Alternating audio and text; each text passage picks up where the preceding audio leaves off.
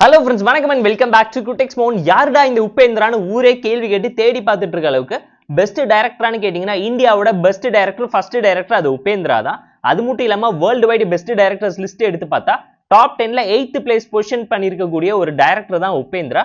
Kannada film இண்டஸ்ட்ரியில பயங்கரமான சம்பவத்தை பண்ணி பயங்கர ராவாவும் ரூத்லெஸ்ஸாவும் இன்ட்ரெஸ்டிங்காகவும் கிரியேட்டிவிட்டியோட உச்சத்தனத்துல கமலஹாசனையும் பார்த்திபனையும் கலந்த அளவுக்கு வெறித்தனமான காம்போசிஷன்ல அவரோட படத்துல பயங்கரமான எக்ஸ்பிரிமெண்ட் பண்ணியிருப்பாருங்கிறத இவரோட படத்தெல்லாம் நீங்க பாத்துட்டீங்கன்னா கண்டிப்பா உங்களால தெரிஞ்சுக்க முடியும். கமர்ஷியலா ஒரு சில படம் தமிழ் டப்ல இருந்தாலும் அவரோட படம் பல படம் தமிழ் டப்ல இல்லைனாலும் கன்னடத்திலேயே எல்லாருமே பார்த்து என்ஜாய் பண்ற அளவுக்கு தரமான சம்பவத்தை பண்ணி சூப்பர் ஸ்டாரா அந்த ஊர்ல ஷைன் ஆனது மட்டும் இல்லாம ப்ரொடியூசரா, லிரிசிஸ்டா, சிங்கரா, ஸ்கிரீன் பிளே ரைட்டரானு சொல்லி சினிமா இண்டஸ்ட்ரியில அத்தனை டிபார்ட்மெண்ட்லயும் ஒர்க் பண்ணி சம்பவம் பண்ண ஒரு பெஸ்ட் டைரக்டருங்கிறத மனசுல வச்சுக்கோங்க.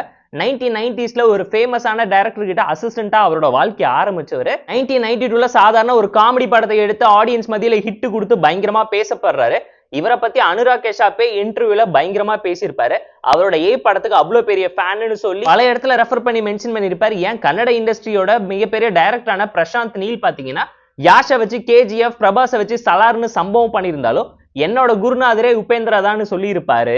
அவங்க ஊர்ல எடுத்த ஓம்ங்கிற ஒரு படம் பாத்தீங்கன்னா நம்ம தமிழ் இண்டஸ்ட்ரியில இருக்கக்கூடிய நாயகனையும் பாஷாவையும் 10 மடங்கு தூக்கி சாப்பிடுற அளவுக்கு பயங்கர ராவாவும் ரூத்லெஸ்ஸாவும் ஒரிஜினல் கேங்ஸ்டர் வச்சு எடுக்கப்பட்ட ஓம்ங்கிற படம் 1995ல ரிலீஸ் ஆச்சு. அது அவருக்கு செகண்ட் படம். காமெடி படம் எடுத்தவர் இப்படி ஒரு ஆக்ஷன் டிராமா பண்ணுவாராங்கிற கேள்விக்கு மத்தியில சிவராஜ்குமாரை வச்சு சம்பவம் பண்ணியிருப்பாரு. கிளைமேக்ஸ்ல இந்த மாதிரி ஒரு ரோலை எப்படி இவ்வளவு பெரிய பிரைம் ஆக்டர் ஜஸ்டிஃபை பண்ணி பண்ணாரு, கதை சொல்லி ஓகே வாங்கினாருன்னு ஒரே ஆச்சரியப்படுற அளவுக்கு வாய் மேல வரல வச்சு சம்பவம் பண்ணிருப்பாரு. அதை தொடர்ந்து நம்ம கதையோட ஹீரோ கண்டினியூஸா ஹிட் கொடுக்க போராடாம கேஷுவலா இன்டர்வியூலயே என்ன சொல்லியிருப்பாருன்னா, நான் மத்தவங்கள மாதிரி ஹிட் கொடுத்து அவார்ட் வாங்குறதுக்காக படம் பண்ண வரல, என்னோட ஜேர்னல்ல எனக்கு தோணுன வேக்கையான ஐடியாஸை மட்டுமே இங்க இம்ப்ளிமெண்ட் பண்ணி ஃபியூச்சரிஸ்டிக்கா ஒரு படம் பண்ணணும்னு சொல்லி தான் ஆசைப்பட்டேன்னு சொல்லி அவரோட ஆசையை நிறைவேற்றிக்கிற மாதிரி ஏன்னு சொல்லி ஒரு படம் பண்றாரு. ரிவர்ஸ் ஸ்கிரீன் பிளேல கிளைமேக்ஸ்ல ஓப்பனிங்ல வச்சு நான் லீனியர் நரேஷன்ல மல்டிபிள் பிளாஷ்பேக் கட்ஸை யூஸ் பண்ணி ஒரு மனுஷன் டிஃப்ரெண்டான படத்தை ஹேண்டில் பண்ணி ஆடியன்ஸை மட்டும் இல்லாம ஆல் ஓவர் இந்தியாக்கே ஆப்படிப்பாருன்னு யாருமே அப்ப எதிர்பார்க்கல. அதை தொடர்ந்து உபேந்திரான்னு சொல்லி அவரோட பேர்லயே ஒரு படம் பண்ணி அந்த படத்துல அந்த கேரக்டர் பேர் வைக்காம நானுன்னு சொல்லி ஒரு விஷயத்த வச்சு ஆட்டங்காட்டி இருப்பாரு.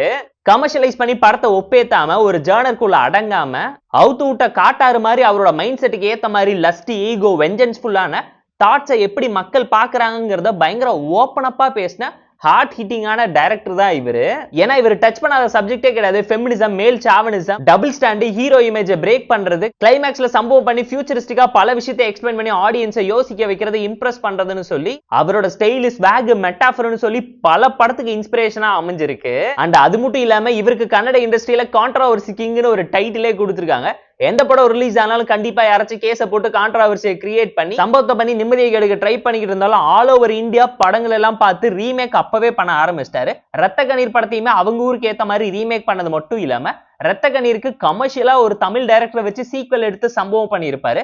அந்த படத்தோட ஐடியாவுமே பயங்கர வேக்கியா கிரேசியா இருந்துச்சு. அது மட்டும் இல்லாம விக்ரமோட பிதா மகன் மூவில விக்ரமாவே அங்க அவர் நடிச்சு ஒரு விஷயத்தை ஸ்கோர் பண்ணாரு. அவங்களுக்கு ஏத்த மாதிரி கமர்ஷியலைஸ் பண்ணி சில விஷயத்த ராவா காமிச்சிருந்தாலும் படம் அக்செப்டபிளா தான் இருந்துச்சு. அது மட்டும் இல்லாம நம்ம அஜித்தோட காட்ஃபாதர் மூவியுமே அங்க ரீமேக் பண்ணி ஒரு சம்பவம் பண்ணியிருந்தாரு. மல்டிபிள் ஐடியாஸ் தாண்டி அவரோட ஹாலிவுட் மூவி தான் சங்கரோட என்ஜினி ரோபோட் மூவிக்கு ஒரு பேஸான ஐடியாவையும் இன்ஸ்பிரேஷனையும் கொடுத்துருக்குங்கிறது எத்தனை பேருக்கு தெரியுங்கிறதே யாருக்குமே அந்த டைம் லைன்ல தெரிஞ்சிருக்காது.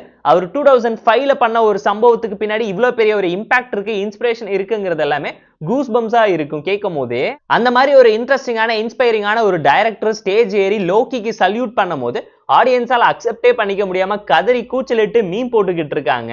பட் சூப்பர் ஸ்டார் ரஜினிகாந்த் அதை ரெஸ்பெக்ட் பண்ணி அவருக்கு ட்ரிபியூட் தர விஷயமா பல விஷயம் அவரை பத்தி ஓபன் அப் பண்ணி பேசினது பயங்கர சாட்டிஸ்ஃபைங்கா இருந்துச்சு. கூலி மூவி நீங்க பாத்துட்டீங்களா இல்லங்கிறத கமெண்ட்ல சொல்லுங்க, எப்படி இருந்துச்சுங்கிறத டிஸ்கஸ் பண்ணுவோம். நீ சொன்னதெல்லாம் புரியுது ப்ரோ, உபேந்திராவோட பெஸ்ட் டாப் 5 மூவி சொல்லு, நான் கண்டிப்பா பாக்குறேன்னு சொன்னீங்கன்னா கண்ணு மூடிட்டு இந்த படத்தெல்லாம் பாருங்கன்னு தான் நான் உங்களுக்கு சஜஸ்ட் பண்ணுவேன். First movie Om, second movie A, third movie Upendra, fourth movie H2O, fifth movie Raktha Kanneeru. And அதோட சீக்வலா அவர் கமர்ஷியலைஸ் பண்ணி எடுத்த படத்தோட பேரு தான் கதறி வீர சொரணைக்கு. டைம் இருந்தா செக் அவுட் பண்ணி பாருங்க. இந்த 5 படமுமே தரமா இருக்கும், மிஸ் பண்ணிடாதீங்க. அண்ட் 5மே ஒண்ணுக்கு ஒண்ணு சம்மந்தம் இல்லாம டிஃப்ரெண்டான ஜேர்னர்ல எடுத்து சம்பவம் பண்ண செமையான தரமான படத்தை எல்லாத்தையும் தான் நான் உங்களுக்கு ரெக்கமெண்ட் பண்ணியிருக்கேன். நம்ம ரிவ்யூ போட்டிருக்கோம், செக் பண்ணி பாருங்க. வீடியோ பிடிச்சிருந்தா லைக் பண்ணி ஃபாலோ பண்ணிக்கோங்க.